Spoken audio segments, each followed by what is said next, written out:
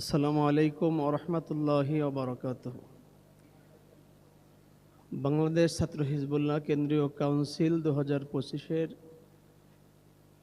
সম্মানিত প্রধান অতিথি আমির হিজবুল্লাহ হজরত পীর সাহেব হুজুর কেবলা মদ্দজিল্লুহুল আলী, আমাদের মহতারাম ছোট হুজুর কেবলা মদ্দজিল্লুহুল আলী, বাংলাদেশ জমিয়তে হিজবুল্লাহর কেন্দ্রীয় পরিষদ, আজকের অনুষ্ঠানের সম্মানিত মুআজ্জাজ মেহমান।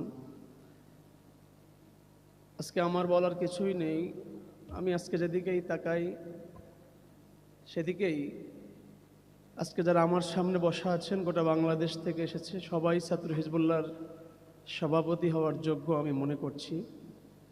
তার মধ্য থেকে আমি অধমকে হজরত পীর সাহেব হুজুর কেবলা যে দায়িত্বটুকুন দিয়েছেন, আমি আমার জীবনের সর্বোচ্চ জায়গা থেকে আমরণ চেষ্টা করে এই দায়িত্বটি পালন করার চেষ্টা করব। আমি হুজুরের কাছে দোয়া চাই, সকলের কাছে দোয়া চাই। আসসালামু আলাইকুম ওয়া রাহমাতুল্লাহি